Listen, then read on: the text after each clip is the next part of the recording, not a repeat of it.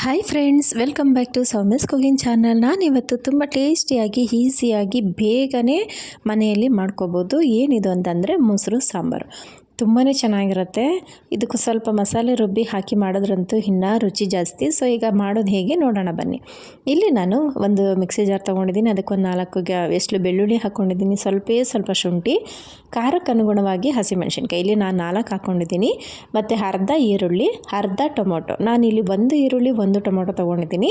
ಅರ್ಧ ರುಬ್ಬೋದಕ್ಕೆ ಹಾಕೋತೀನಿ, ಅರ್ಧ ಒಗ್ಗರಣೆಗೆ ಹಾಕೋತೀನಿ. ಹಾಗೆ ಟೊಮೊಟೊ ಕೂಡ ಅಷ್ಟೇ, ಅರ್ಧ ರುಬ್ಬೋದಕ್ಕೆ ಇನ್ನರ್ಧ ಒಗ್ಗರಣೆಗೆ. ಮತ್ತು 1 ಸ್ಪೂನಷ್ಟು ಜೀರಿಗೆ ಹಾಕೋದ್ರಿಂದ ಟೇಸ್ಟ್ ತುಂಬ ಚೆನ್ನಾಗಿರುತ್ತೆ. ಹಾಗೆ ಆರೋಗ್ಯಕ್ಕೂ ಕೂಡ ತುಂಬಾ ಒಳ್ಳೆಯದು. ಹಾಗೆ ಇಲ್ಲಿ ಸ್ವಲ್ಪ ಅರಿಶಿನ, ಮತ್ತು ಇದಕ್ಕೆ ತೆಂಗಿನಕಾಯಿನ ನೀವು ತುರಿದಾದರೂ ಹಾಕ್ಕೊಳ್ಳಿ. ನಾನಿಲ್ಲಿ ಸ್ವಲ್ಪ ಪೇಸ್ಟ್ ಮಾಡಿ ಹಾಕೋತಾ ಇದ್ದೀನಿ, ಅಂದರೆ 1 ಸ್ಪೂನಷ್ಟು ಹಾಕ್ಕೊಂಡ್ರೆ ಸಾಕು, ತುಂಬ ಹೆವಿ ಬೇಡ. ಮತ್ತು ಕೊತ್ತಂಬರಿ ಸೊಪ್ಪು ಅದನ್ನು ಕೂಡ ನೀಟಾಗಿ ವಾಶ್ ಮಾಡಿ ಇಲ್ಲಿಗೆ ಸೇರಿಸ್ಕೊಂಡಿದ್ದೀನಿ. ಈಗ ಇದಕ್ಕೆ ಸ್ವಲ್ಪ ನೀರು ಸೇರಿಸ್ಕೊಂಡು ಆದಷ್ಟು ನುಣ್ಣಗೆ ರುಬ್ಕೋಬೇಕು. ನಾವೆಷ್ಟು ಚೆನ್ನಾಗಿ ನುಣ್ಣಗೆ ರುಬ್ಕೋತೀವೋ ಅಷ್ಟು ತುಂಬ ಚೆನ್ನಾಗಿ ಮೊಸರು ಸಾಂಬಾರು ಬರುತ್ತೆ. ಈಗ ರುಬ್ಬಿದ ಆಗಿದೆ. ಈಗ ಇದಕ್ಕೊಂದು ಸಣ್ಣದಾಗಿ ಒಗ್ಗರಣೆ ಹಾಕೋಣ. ಒಗ್ಗರಣೆ ಹಾಕೋದಕ್ಕೆ ಒಂದು ಪಾತ್ರೆ ಇಟ್ಕೊಂಡಿದ್ದೀನಿ. ಅದಕ್ಕೆ 1 ಸ್ಪೂನಷ್ಟು ಕುಕ್ಕಿಂಗ್ ಆಯಿಲ್ನ ಸೇರಿಸ್ಕೊತಾ ಇದ್ದೀನಿ. ನೀವು ಯಾವ ಎಣ್ಣೆ ಬಳಸ್ಕೊತೀರೋ ಆ ಎಣ್ಣೆನ ಹಾಕ್ಕೋಬೋದು.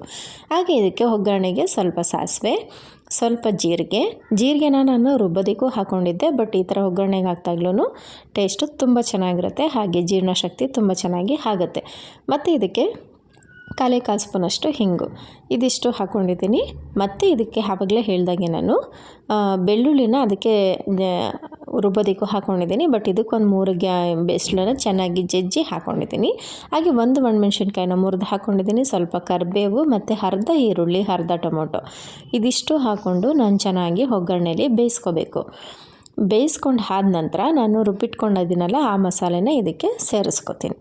ಈಗ ಈರುಳ್ಳಿ ಚೆನ್ನಾಗಿ ಬೆಂದಿದ್ದಾಗಿದೆ, ಟೊಮೊಟೊ ಕೂಡ ಹಾಕ್ಕೊಂಡಿದ್ದೀನಿ. ಅದು ಕೂಡ ಒಗ್ಗರಣೆಯಲ್ಲಿ ಅಂದರೆ ಲೋ ಫ್ಲೇಮಲ್ಲೇ ಇಟ್ಕೊಂಡು ಒಗ್ಗರಣೆನ ಮಾಡಿಕೊಂಡ್ರೆ ಬೆಸ್ಟು. ಯಾಕೆಂತಂದರೆ ಹೈ ಫ್ಲೇಮ್ ಆದರೆ ಬೇಗ ಸೀದೋ ಥರ ಆಗಿಬಿಡುತ್ತೆ. ಸೊ ಹಾಗಾಗಿ ನಾನು ಲೋ ಫ್ಲೇಮಲ್ಲೇ ಚೆನ್ನಾಗಿ ಫ್ರೈ ಮಾಡ್ಕೊಂಡಿದ್ದೀನಿ. ಈಗ ಅದೆಲ್ಲ ಫ್ರೈ ಆಗಿದೆ. ಈಗ ರುಬ್ಬಿರುವಂತಹ ಮಸಾಲೆನ ಇದಕ್ಕೆ ಸೇರಿಸ್ಕೊತಾ ಇದ್ದೀನಿ. ಇದನ್ನು ನಾವು ಒಂದು 5ರಿಂದ 7 ನಿಮಿಷಗಳ ಕಾಲ ಚೆನ್ನಾಗಿ ನಾವು ಕುದಿಸ್ಕೋಬೇಕು. ಈಗ ನಾನು ಮಸಾಲೆ ಹಾಕಿದ್ದಾಗಿದೆ, ಮತ್ತು ಮಿಕ್ಸಿ ಜಾರ್ಗೆ ಸ್ವಲ್ಪ ನೀರು ಸೇರಿಸ್ಕೊಂಡು ಅದನ್ನು ಕೂಡ ನೀಟಾಗಿ ತೊಳೆದು ಇದಕ್ಕೆ ಹಾಕ್ಕೋತಾ ಇದ್ದೀನಿ. ನಾನು ಆಗಲೇ ಹೇಳಿದಾಗೆ 5ರಿಂದ 7 ನಿಮಿಷಗಳ ಕಾಲ ನಾವು ಇದನ್ನ ಕುದಿಸ್ಕೋಬೇಕು. ಯಾಕೆ ಅಂದರೆ ನಾನು ಏನನ್ನೂ ಕೂಡ ಹುರಿದು ಹಾಕಿಲ್ಲ ಮಿಕ್ಸಿ ಜಾರ್ಗೆ, ಎಲ್ಲವೂ ಕೂಡ ನಾನು ಹಸಿದೇ ಹಾಕಿರೋದ್ರಿಂದ ನಾವು ಈ ಥರ ಕುದಿಸೋದ್ರಿಂದ ಚೆನ್ನಾಗಿ ಅದ್ರ ಹಸಿ ವಾಸನೆ ಹೋಗುತ್ತೆ, ಮತ್ತು ಅದ್ರ ಫ್ಲೇವರ್ ಕೂಡ ಬಿಟ್ಕೊಡುತ್ತೆ. ಸೊ ಹಾಗಾಗಿ ನಾನು 5ರಿಂದ 7 ನಿಮಿಷಗಳ ಕಾಲ ನಾನು ಚೆನ್ನಾಗಿ ಕುದಿಸ್ತಾ ಇದ್ದೀನಿ. ಇದನ್ನು ಕುದಿಸ್ಬಿಟ್ಟು ನಾವು ಸ್ಟವ್ ಆಫ್ ಮಾಡಿ ಆರೋದಕ್ಕೆ ಬಿಟ್ಬಿಡಬೇಕು. ನೀವು ಯಾವಾಗಲೇ ಆಗಲಿ ಮಜ್ಜಿಗೆ ಸಾಂಬಾರಾಗಲಿ ಅಥವಾ ಮೊಸರು ಸಾಂಬಾರಾಗಲಿ ನೀವು ಕುದಿಯುವಾಗ ಹಾಕಿದ್ರೆ ಏನಾಗುತ್ತೆ, ಎಲ್ಲ ಒಡೆದೋಗುತ್ತೆ, ಮತ್ತು ಅದು ಫುಲ್ಲು ನೀರು ಥರ ಆಗುತ್ತೆ, ಸಾಂಬಾರು ಟೇಸ್ಟ್ ಇರೋದಿಲ್ಲ. ಸೊ ಹಾಗಾಗಿ ನಾವು ಎಷ್ಟು ಚೆನ್ನಾಗಿ ಕುದಿಸ್ತೀವೋ ಕುದಿಸಿದ ನಂತರ ಅದು ಫುಲ್ಲು ತಣ್ಣಗಾಗೋದಕ್ಕೆ ಬಿಡಬೇಕು. ಬಿಟ್ಟ ನಂತರ ನೀವು ಬೇಕಾದರೆ ಅದನ್ನು ನಾವೇನು ಮಾಡಿಟ್ಕೊಂಡಿರ್ತೀವಿ ಮೊಸರು ಅದನ್ನು ಸೇರಿಸಿ ನೀವು ಸರ್ವ್ ಮಾಡಿದ್ರೆ ಆಯಿತು. ತುಂಬ ಈಸಿಯಾಗಿ ಆರಾಮಾಗಿ ಮಾಡ್ಕೋಬೋದು. ಈಗ ಒನ್ ಟೈಮ್ಗೆ ಏನಪ್ಪ ಸಾಂಬಾರು ಮಾಡೋದು ಅಂತ ಅನ್ಕೋತಾ ಇರ್ತೀವಲ್ಲ, ಅಂಥ ಟೈಮಲ್ಲಿ ಈ ಥರ ಮಾಡ್ಕೊಂಡು ತಿಂದಾಗ ತುಂಬ ಚೆನ್ನಾಗಿರುತ್ತೆ. ಇದಕ್ಕೊಂದು ಸೈಡ್ ಡಿಶ್ ಆಗಿ ಒಂದು ಉಪ್ಪಿನಕಾಯೋ ಅಥವಾ ಹಪ್ಪಳನೋ ಇದ್ದರೆ ಸಾಕು, ಆರಾಮಾಗಿ ಊಟ ಮುಗ್ದೋಗುತ್ತೆ. ಈಗ ಯಾರಾದರೂ ಸಡನ್ನಾಗಿ ಮನೆಗೆ ಬಂದರು ಅಂದರೂ ಕೂಡ ನೀವು ಈ ಥರ ಮಾಡಿ ಕೊಡ್ಬೋದು. ಈಗ ನಾನು ಅದು ಚೆನ್ನಾಗಿ ಕುದಿಯೋದಕ್ಕೆ ಬಿಟ್ಟಿದ್ದೀನಿ. ಈ ಕಡೆ ಮೊಸರು ಹಾಕ್ಕೊಂಡು ಅದನ್ನು ನೀರು ಹಾಕಿದೆ. ಇಲ್ಲ ನಿಮಗೆ ಸ್ವಲ್ಪ ನೀರು ಅವಶ್ಯಕತೆ ಇದೆ ಅಂದರೆ ಬೇಕಾದರೆ ಹಾಕ್ಕೋಬೋದು. ನೀರು ಹಾಕ್ದೇನು ನಾವು ಗಟ್ಟಿಯಾಗಿ ಅದನ್ನು ಹೊಡ್ಕೋಬೇಕು. ಮೊಸರು ಇದು ಮಜ್ಜಿಗೆ ಮಾಡ್ತೀವಲ್ಲ ಅದರಲ್ಲಿ ನೀಟಾಗಿ ಮೊಸರನ್ನ ಹೊಡ್ಕೋಬೇಕು. ಅದು ಗಟ್ಟಿಯಾಗಿ ಚೆನ್ನಾಗಿ ಇದಾಗುತ್ತೆ. ಸೊ ಈಗ ಇದು ಮಾಡ್ಕೊಂಡಿದ್ದು ಆಗಿದೆ.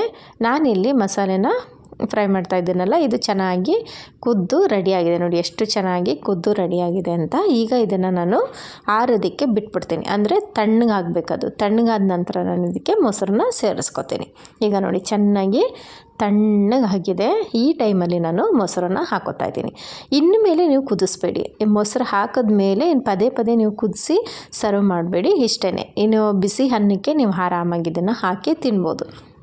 ಇದಕ್ಕೆ ಲಾಸ್ಟಲ್ಲಿ ಸ್ವಲ್ಪ ಕೊತ್ತಂಬರಿ ಸೊಪ್ಪು ಹಾಕ್ಬಿಟ್ಟು ನೀಟಾಗಿ ಮಿಕ್ಸ್ ಮಾಡಿ ಸರ್ವ್ ಮಾಡಿದ್ರೆ ಒಂದೊಳ್ಳೆ ಇದು ಚೆನ್ನಾಗಿ ರುಚಿಯಾಗಿರುವಂತಹ ಮೊಸರು ಸಾಂಬಾರು ರೆಡಿಯಾಗುತ್ತೆ.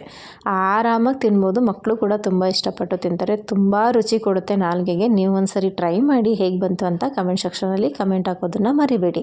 ನೀವೆಲ್ಲ ಹೇಗೆ ಮಾಡ್ತೀರಾ ಅಂತಲೂ ಕೂಡ ನನಗೆ ತಿಳಿಸಿ. ಈಗ ರೆಡಿ ಆಗಿದೆ. ಈಗ ಮೊಸರು ಸಾಂಬಾರು ಈಗ ಸರ್ವ್ ಮಾಡಿದ್ರೆ ರುಚಿಯಾದ ಮೊಸರು ಸಾಂಬಾರ್ ರೆಡಿ ಟು ಈಟ್. ಈ ವಿಡಿಯೋ ಎಲ್ಲರಿಗೂ ಇಷ್ಟ ಆಯಿತು ಅಂತ ಅನ್ಕೋತೀನಿ. ಇವತ್ತಿನ ವಿಡಿಯೋ ಕಂಪ್ಲೀಟ್ ಆಗಿದೆ ಫ್ರೆಂಡ್ಸ್. ಮತ್ತೆ ನೆಕ್ಸ್ಟ್ ವಿಡಿಯೋದಲ್ಲಿ ಸಿಗೋಣ. Take care all.